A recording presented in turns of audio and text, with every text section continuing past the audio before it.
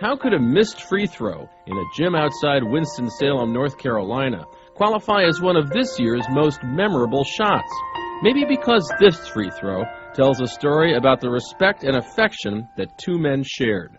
I felt my granddad was my biggest fan. I'd go out to the service station to see him, and he'd just be, he's always bragging on me and my brother about how good we were, and he just made me feel different. As the star point guard and senior class president at West Forsyth High School, Chris Paul had plenty of people in his corner, but no one meant more to him than his grandfather, 61-year-old service station owner Nathaniel Jones. He's been running the service station for years, and he would let his customers know if I had a game, I'm closing up early to go see my grandson play. For Chris and his family, November 14th was one of the happiest days of their lives. The day Chris accepted a full basketball scholarship to nearby Wake Forest. I had my friends from school, some of my teachers, my coach, my teammates. My brother came home for the signing, my mom and dad, and my granddad was here to see me sign. He was so happy. He and Chris had already been out buying Wake Forest gear. So he and Chris had already talked about, after he signs, my dad was going to take his Wake Forest hat off and hand it to Chris. And that's exactly what happened. So that Wake Forest hat that Chris is wearing in that shot? That's my dad's hat. Exactly.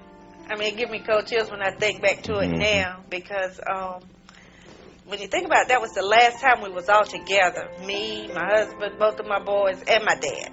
That was the last time we was all together. The very next day, November 15th, Chris was at a high school football game when a cousin told him shocking news. His grandfather had been found murdered. We went to my granddad's house, and I didn't want to believe it. And all I wanted to do when I get out the car was see my granddad, and they wouldn't let me. I just, everybody has to die, but I just thought that my granddad was one of those people who never would. Never would.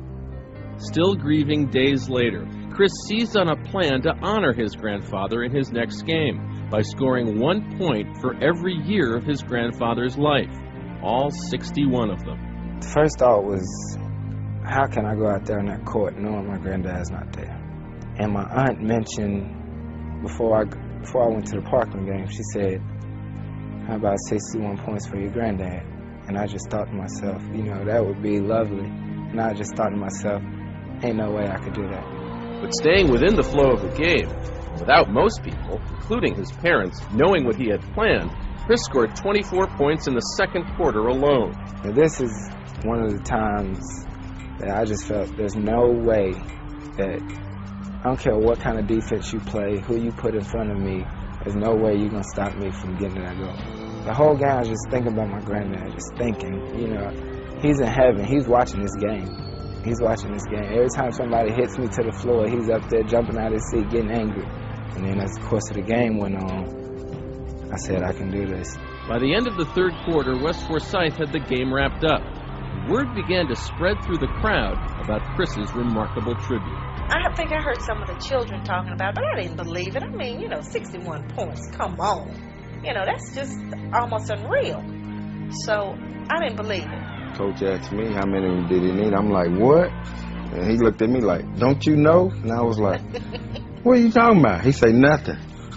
There towards the end, when we got to 56, they turned around, one of the kids turned around and said, Miss Pauley only needs 5, and that's when I started getting nervous, because I really wanted him to achieve it at that point. With less than 2 minutes to go in the game, Chris had scored 59 points. Then he drove to the hoop, took a hard foul, and the shot dropped. He had his 61. And I laid it up, and I got fouled, and it went in. And I laid there for a second and was just overwhelmed, because I knew that at this moment in time, this is something I would never forget. It felt like I could have just died and went to heaven right there. It felt like my purpose for being here was almost over. His total left him just 6 points away from the state record for most points in a game. But as he walked to the foul line, that didn't matter. 61 did.